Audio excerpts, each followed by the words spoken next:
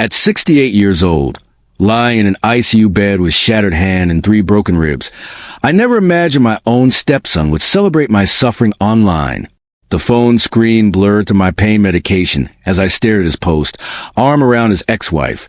Caption, finally free from the demanding old man and his constant interference.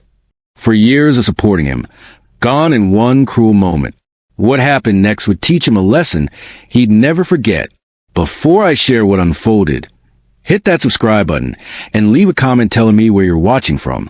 Your support helps stories like mine reach others who might need to hear them. Now, let me take you back to where this all began.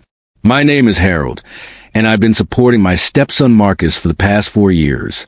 It's been quite a journey, the kind where you realize halfway through that you've been carrying everyone's burden while they coast along. We reconnected when I volunteered at a community center program my former employer was sponsoring. I was assigned a gardening committee, and Marcus showed up as a volunteer coordinator, calling himself the garden guru without a trace of irony. Despite warning signs I should have noticed, I found his enthusiasm endearing. He had this whole speech about how growth requires patience and nurturing, and my foolish heart, still grieving my late wife, thought perhaps this was a chance to rebuild our fractured relationship. He'd been distant since his mother passed, and I wanted my stepson back. For years later, I realized the only thing being nurtured was a sense of entitlement. Let me paint the picture clearly. I'm a retired civil engineer living on a modest pension and some savings. My name is the only one on the deed to my house because Marcus's credit score was, in his words, temporarily affected for the entire 4 years. He moved in supposedly to help me after a minor health scare, but I ended up being the one doing all the helping. Marcus contributed to household expenses exactly 9 times in 4 years. He was between jobs roughly 60% of the time we lived together. When he did have money, it disappeared into his vintage record collection, expensive sneakers, or nights out with his buddies. He borrowed my car more often than he asked about my day, but I made excuses because he was my stepson. Blood is thicker than water, they say, though nobody mentions that water doesn't drain your bank account. I told myself he was finding his path, that he had potential, all the lies we tell ourselves when we're enabling grown children who refuse to grow up. Last month, everything changed. I was on my terrace, trying to fix a loose railing that Marcus had promised to repair weeks ago. My foot slipped on some wet leaves, and I went down hard, my hand catching the edge of a planter box. The pain was immediate and overwhelming. I ended up with a completely shattered hand requiring surgery, 3 fractured ribs, and a severe concussion. The doctor said I was fortunate it wasn't worse, but lying there unable to do basic tasks felt pretty terrible. Marcus visited me in the ICU once, for maybe 15 minutes. He said hospitals made him uncomfortable, and he needed to process his trauma in his own way. The trauma that happened to me, mind you, not him. Meanwhile, I was the one with metal pins holding my hand together and unable to feed myself. My neighbor's daughter, Sarah, stayed with me though. She's a nurse at another hospital, and she spent 3 nights sleeping in that awful hospital chair. She helped me with everything, brought me decent food, and even helped me wash up when I couldn't manage alone. That's what real family looks like. So there I was medicated and hurting, when Sarah got the strange expression while checking her phone during visiting hours. I asked what was wrong, and she tried to brush it off, but I could tell something had upset her. I insisted she show me, and what I saw made my blood run cold despite all the pain medication. Marcus at some party, arm around his ex-wife Jennifer with the caption, "Finally free from the demanding old man and his constant interference." For years, for entire years of my life supporting this man financially and emotionally, putting up with his inability to hold a job, his refusal to contribute, his broken promises about helping around the house. And this is what he posts while I'm literally broken in a hospital bed, unable to even use my dominant hand. The worst part was reading the comments from people I thought were family friends. "Good for you, Marcus." And "You deserve your freedom," were the people asking, "Hey, isn't your father in the hospital right now?" I didn't comment. I didn't call him. I didn't text. I just lay there processing, and while I processed, I remembered something very important. My name is the only one on the house deed. I made some calls. I contacted my lawyer. I called my brother. I called my nephew, who's a real estate agent, and I formulated a plan. After a week in the hospital, I moved in temporarily with Sarah and her family while I recovered. Marcus had been back to the house several times, but he had no idea what was coming. My brother Thomas and two of his sons helped me execute the first phase. We packed up every single one of Marcus's belongings, every limited edition vinyl record, every piece of expensive audio equipment, every designer sneaker, his vintage concert poster collection, his craft beer bottles he was supposedly aging for value, his autographed sports memorabilia, everything. And we donated it all to a local charity thrift store. Every last item. Now, before you think that's harsh, let me explain something. Marcus hadn't contributed to household expenses in 5 months. I'd been receiving property tax notices that I'd hidden from him because I was embarrassed that my own son wouldn't help. I'd been taking on handyman jobs for neighbors at 68 with arthritis to cover the shortfall while he told me he was networking for opportunities. But here's where it gets even more interesting. You know what Marcus was doing instead of visiting me in the hospital? He was interviewing for a position at a financial firm, a job my former colleague's son helped arrange. A job he was supposed to start the following week. Notice I said was supposed to. The hiring manager is someone I've known for 20 years. He received some very enlightening information about Marcus's employment history and reliability, along with screenshots of those social media posts about being finally free from his demanding father who was in the ICU. That job offer was quietly withdrawn. This morning, my phone started buzzing incessantly. Text after text from Marcus. Where are my things? Dad, you can't be serious. Everything I own was in that house. My collection is worth thousands. You're going to regret this. Then the tone shifted. Dad, please. I'm sorry. I was drunk and stupid. Jennifer means nothing. I was just stressed about your accident. Please call me back. I love you. We can work this out. But the most interesting messages came from his ex-wife Jennifer.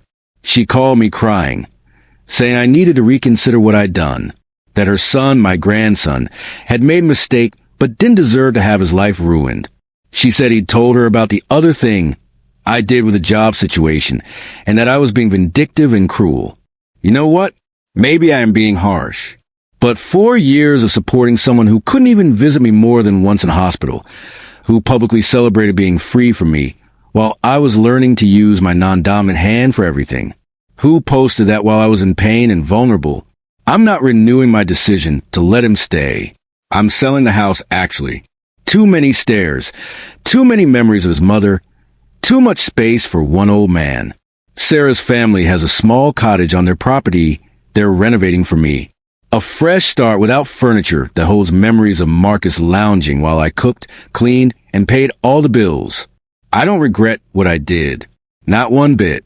For those wondering about legal issues, my lawyer confirmed that since his name isn't on the deed and he hasn't financially contributed in a documented way, he has very little standing. Plus, I have records of everything. My hand is healing well. 6 more weeks in this cast, but the ribs are feeling better. As for why I enabled this for so long, love makes you foolish sometimes. He's my son. He wasn't always like this. The good moments made me think the bad ones would pass. Classic mistake. Let me tell you what's happened since that first day when everything changed. Jennifer called me 47 times in 2 days. 47. I finally answered because I knew she wouldn't stop otherwise. Picture this. Me propped up in Sarah's guest room, hand elevated on pillows, eating butterscotch candies because stress eating is apparently timeless, while Jennifer alternated between sobbing and accusations for 32 minutes. The highlights of that conversation were remarkable. Marcus has been crying for 3 days straight. I've never seen him like this. Funny, I cried for 3 days after I woke up in the hospital and realized my son hadn't bothered to stay. But go on, Jennifer. Do you know how much those collectibles were worth? His grandfather gave him some of those records. Do you know how much property taxes cost, Jennifer? Because I do. To the penny. For 4 years. He was planning to give you a meaningful gift for your birthday. He showed me what he'd picked out. Unless that gift was made of paid utility bills and kept promises, I seriously doubt it. We could press charges for theft of property. My lawyer already confirmed you can't, but nice try. When she said, Marcus told me everything about how you've been controlling his money and keeping him dependent, I actually laughed so hard I aggravated my ribs. Me, controlling his finances? The man who once spent our grocery money on a limited edition Beatles album? The man who borrowed $4,000 from me for a business investment that turned out to be cryptocurrency? The man who hasn't voluntarily shown me his bank statements in 3 years? But here's where the conversation took an unexpected turn. I didn't hang up, though I wanted to. Instead, I asked her a simple question. Jennifer, when was the last time Marcus paid any household expenses? Silence. Then, he told me you two had an arrangement where you covered the house costs and he handled other things. What other things, exactly? More silence. Well, I'm not involved in your financial arrangements. So I told her. I broke down exactly what Marcus had contributed financially over 4 years. I told her about the $19,000 in credit card debt I'd accumulated covering his share. I told her about working odd jobs on weekends while he played his records and networked. I told her about having to sell my wife's jewelry collection last year to make the property tax payment when Marcus assured me he had money coming that never materialized. You could hear her worldview shattering through the phone. But he said he's been supporting you. He said you were having memory problems and he was managing everything. Memory problems? I've managed complex engineering projects well into my 60s. Meanwhile, Marcus has had 8 jobs in 4 years, the longest lasting about 10 weeks. I didn't argue, though. Instead, I simply told her I would email copies of bank statements, tax records, and text messages that would clarify the situation. I also mentioned the social media posts he made while I was in the ICU, which he claimed to know nothing about. The call ended with her saying she needed to speak with Marcus and would call back. She hasn't called since. Interesting how truth works. Now let me explain exactly how the Great Donation Day unfolded, because the details matter. Obviously, I couldn't physically move anything with my shattered hand. My brother Thomas is 71, but still strong as an oak tree. He brought his 2 sons, my nephews, over on their day off. I paid them fairly because some of us understand compensating people for their work. We started with his prized possessions. His audio setup with 3 speakers that cost more than my monthly pension check. His custom turntable he'd spent thousands on while between jobs. His collectible vinyl records, still in plastic because they'd appreciate in value. His signed concert posters he refused to hang because they wouldn't match my late wife's decor that he never contributed to. It took 5 hours to pack everything. 5 hours of finding random items under furniture, discovering half-empty bottles in closets, and uncovering receipts for purchases I never knew about. It was like excavating the life of someone who never quite grew up. When Thomas carried Marcus's prized leather recliner, the one he called his thinking chair, ceremoniously to the truck, we treated it with all the respect it deserved as we loaded it for donation. We didn't destroy anything deliberately. We didn't cut up clothes or damage electronics. We simply relocated everything to serve a better purpose through charity. I did keep 1 box of truly important items: his birth certificate, social security card, family photos, and medical records. Those are with my lawyer, who's been incredibly supportive after I showed him the social media posts. Speaking of support, my lawyer helped me draft a formal notice to vacate, which is now documented. When Marcus showed up at the house twice demanding entry, my neighbor's security camera caught everything. The second time he threatened to call the police, but he left quickly when my neighbor offered to call them together and explain the situation. Now about that job situation. The position Marcus was starting was with a financial planning firm. He would have been handling retirement accounts and investment portfolios for clients. The problem? Marcus can't even plan his own finances. This is a man who once overdrafted his account buying concert tickets, then overdraft again the next day buying merchandise, because he forgot about the first overdraft. So I reached out to the hiring manager and shared some concerning information. Screenshots of Marcus's unprofessional social media posts, his housing payment history, or lack thereof, some text messages where he bragged about working the system to avoid responsibilities. Was this petty? Perhaps. But would you want someone handling your retirement savings who can't remember to pay his own bills? I didn't lie. I didn't exaggerate. I simply provided factual information about his character and financial responsibility. What they did with that information was their decision. They rescinded the offer. Which brings us to recent developments. Marcus has progressed from angry texts to lengthy emails about reflection and mistakes and wanted to make things right. He claims the posts with Jennifer were just venting, and they're just friends, and he was acting out because he was scared of losing me after the accident. According to these emails, he's a changed man. He's seen his errors. He's ready to commit and contribute and be a real son. It only took a fall that could have killed me. For years of financial exploitation, public humiliation on social media, losing all his possessions, losing a job opportunity, and being exposed to his mother. What a bargain price for personal growth. Marcus's old roommate from college, David, reached out to me. Apparently, Marcus has been staying on his couch and talking a lot about winning back my trust with some meaningful gesture. David wanted to warn me. I thanked him and asked him to let me know if Marcus mentioned anything concerning. David agreed and also apologized for not seeing what kind of person Marcus had become. Turns out Marcus owes David money too. I wasn't surprised. Honestly, I'm just tired. Physically from the accident, emotionally from this situation. But I'm also feeling something I haven't felt in years. Lightness. It's like I've been carrying a heavy weight for so long that I forgot what it felt like to stand up straight. Tomorrow I have a follow-up appointment for my hand, and then Sarah is helping me look at the cottage renovation plans online. My house sale should close in 45 days, and I cannot wait to start fresh. Several people have asked about my car. I'm fortunate enough to still have it, and my nephew has been driving me to appointments while I heal. For those concerned about Marcus showing up, don't worry. Sarah's property has cameras, and Marcus is, above all else, someone who avoids real confrontation. He talks big, but backs down quickly. The next chapter in this story came yesterday afternoon, and it was exactly as predictable and self-centered as I expected.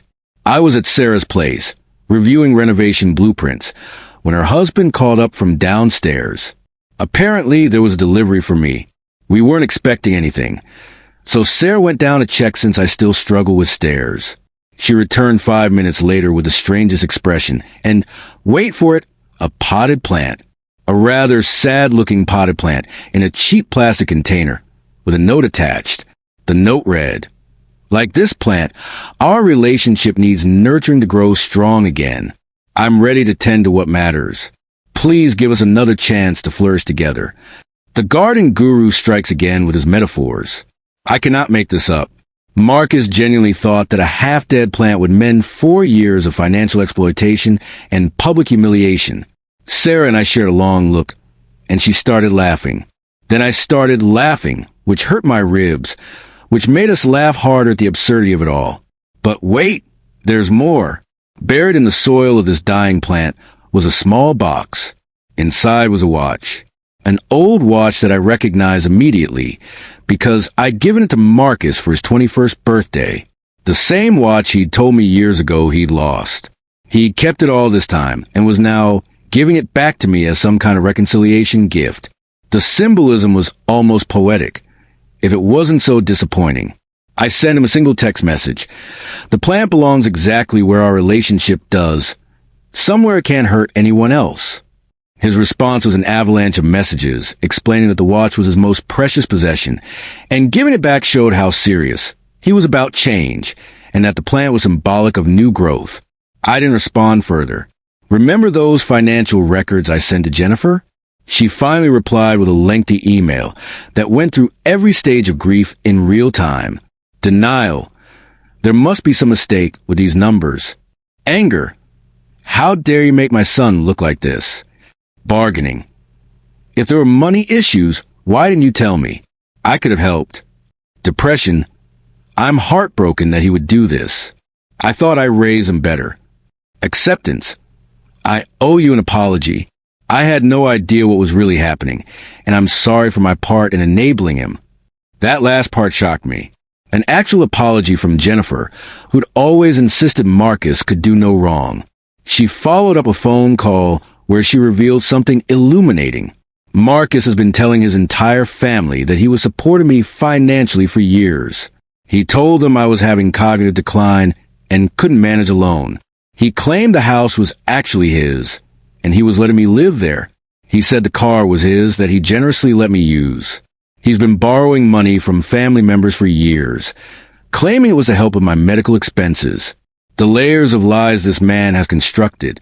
He could have used these creative writing skills productively instead of deceiving his family. Jennifer was clearly embarrassed and upset. She revealed that she'd given Marcus over $17,000 in the past 2 years for emergencies that she now realizes were fabricated. She apologized repeatedly for her earlier accusations. I actually felt sympathy for her. She's been manipulated by her son just as much as I was, perhaps more. I told her I didn't blame her, that Marcus can be very convincing when he wants to be. The conversation ended with her saying something that gave me hope. I love my son, but he needs to face consequences for once in his life. I won't be bailing him out this time. Progress. Actual progress. Now for a revelation many have asked about. What was the other thing I did besides the job situation and the donation? Remember those credit cards I mentioned? Turns out 2 of them were joint accounts that he'd opened with my information to build his credit, but never made payments on. I've been working with my bank and a financial advisor to separate these accounts and document which charges were his. It's a lengthy process, but I've managed to prove that approximately $13,000 of that debt is directly his responsibility. I didn't just send this information to his potential employer. I also sent it to his mother, his uncle, and our mutual acquaintances with a simple note. If Marcus asks to borrow money or stay with you, this is what you can expect. Is this harsh? Maybe, but it's also true. And truth is a powerful tool against the kind of toxic patterns Marcus creates. Even Jennifer, despite everything, sent me a private message. I had no idea you were in the hospital when he posted those things. He told me you 2 had separated months before. I'm deeply sorry. Months before? We were literally living in the same house until my accident. I responded politely, assuring her I didn't blame her. She revealed that Marcus had been contacting her for weeks before that party, claiming we had a falling out and he was ready to move on. She feels terrible and offered to send me their message history. I declined. No need to torture myself further. But I thanked her for her honesty. Marcus showed up at Sarah's property yesterday evening. Her husband refused to let him pass the gate. Marcus caused enough of a scene that they called the local police. He left before they arrived, then proceeded to call me 41 times in 3 hours. I didn't answer, but he left increasingly desperate voicemails. Dad, please just talk to me. I can explain everything. This is all a big misunderstanding. I was going to pay you back for everything. You're ruining my life. I have nowhere to go. Mom won't even let me stay with her. I'm sleeping in my car. What car? His was repossessed 8 months ago. I might do something desperate if you don't call me back. That last one concerned me, so I requested a wellness check. I had David's address where Marcus was supposedly staying. The police reported back that he was fine, just emotional, and they recommended he seek counseling. Later, David sent me a text. FYI, Marcus is no longer staying here. Discovered he took money from my wallet. Changed my locks. Even in crisis, this man can't stop taking what isn't his. So where does this leave us? Marcus is apparently bouncing between increasingly distant acquaintances. His family isn't bailing him out. His friends are distancing themselves. His job prospects are limited. His belongings are gone serving better purposes through charity.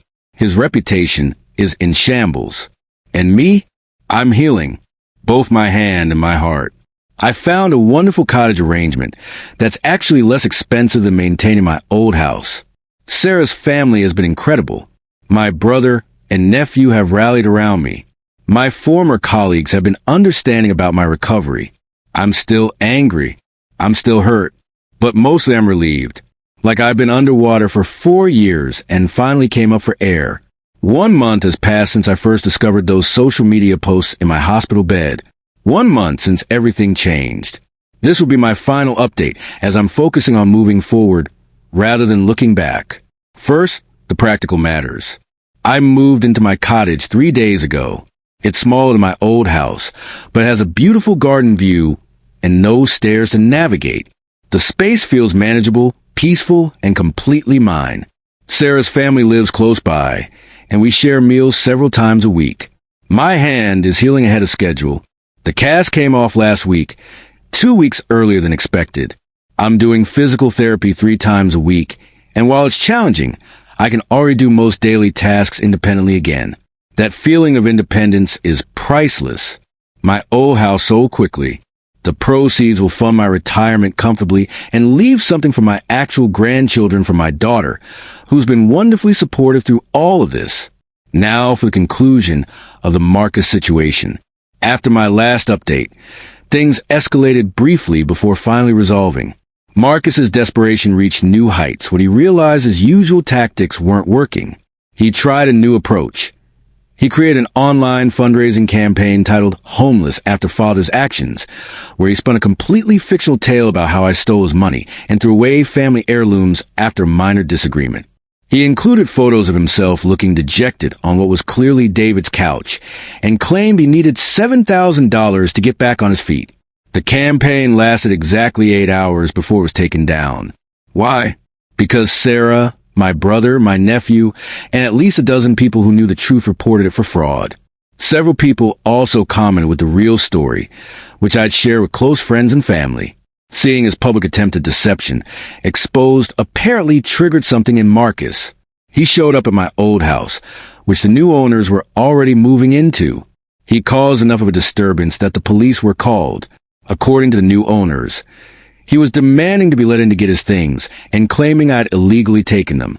When police arrived, Marcus tried to convince them he lived there, and I'd locked him out.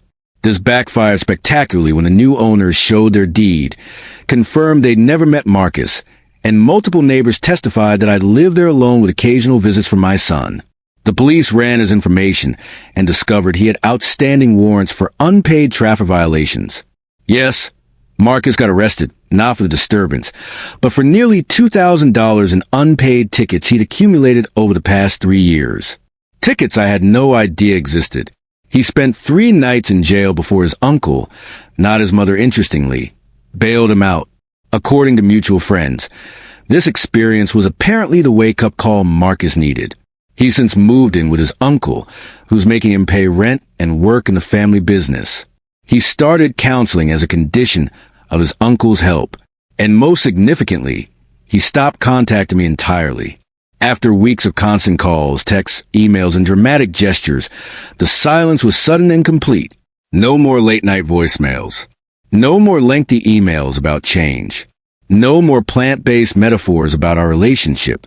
At first, I was suspicious. Was this some new strategy? But according to his uncle, who reached out to check on me, Marcus is genuinely trying to rebuild his life, and part of that process is accepting responsibility and moving forward. His therapist apparently told him that continuing to contact me was preventing both of us from healing. That brings me to the most important update, my own healing journey. I've been seeing a counselor myself, covered by my retirement health benefits, and we've been working through some difficult truths. I enable Marcus not just because he's my son, but because fixing his problems gave me purpose after my wife died. I overlooked warning signs because I was lonely and wanted family close. I kept bailing him out because saying no felt like failing as a father. I value my role as provider so much that I accepted crumbs of appreciation, as if they were enough. These realizations haven't been easy. There were sessions where I wept harder than I had at my wife's funeral. But acknowledging these patterns is the first step to breaking them. As for Jennifer, we had one final conversation that brought unexpected closure. She invited me to lunch at a restaurant near the hospital where Sarah works, and we had a surprisingly honest discussion. She apologized again for not seeing what was happening and for enabling behaviors she now recognizes from Marcus's father, whom she divorced years ago. She revealed that she'd seen similar patterns, but had hoped Marcus would mature past them. I found myself listening with compassion rather than anger. She genuinely cared and was taking steps to stop enabling Marcus, even though it hurt her to establish those boundaries. At the end of lunch, she handed me an envelope containing $3,000 in cash. "This doesn't begin to cover what he owes you," she said, "but it's what I can do right now. This isn't from Marcus. This is from me, because I failed to see what was happening and I contributed to the problem." I initially refused, but she insisted. I accepted it and used it to furnish my cottage, creating a fresh space without any remnants of those difficult years. So here I am at 68, starting over in a small cottage with garden, a broken hand that's healing, and a heart that's learning to heal too. I've learned that you can love someone and still need to protect yourself from them. That being a good father doesn't mean being an endless bank account. That sometimes the most loving thing you can do is let someone face the consequences of their choices. Marcus is learning to stand on his own feet, probably for the first time in his adult life. His uncle tells me he's actually showing up on time, working hard, and starting to manage money responsibly. Will we reconcile someday? I honestly don't know. That door isn't locked, but it's firmly closed right now. If he truly changes and wants to rebuild our relationship on honest, respectful terms, I'd consider it. But I'll never go back to being the person who enables destructive behavior, because I'm afraid of being alone. I'm not alone anyway.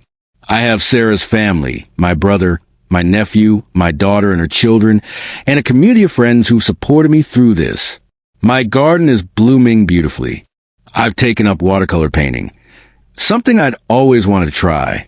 I'm reading books I put off for years. I'm learning that retirement doesn't mean being useful to others at my own expense.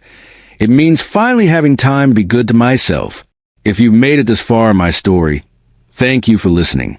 If you're in a similar situation, enabling someone who takes advantage of your love, I hope my experience gives you courage to set boundaries.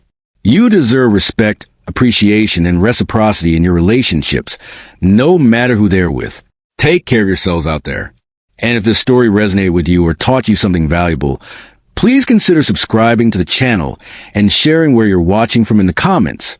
Your engagement helps these real experiences reach people who might need to hear them. Sometimes knowing you're not alone in facing difficult family situations makes all the difference. Thank you for being part of my healing journey.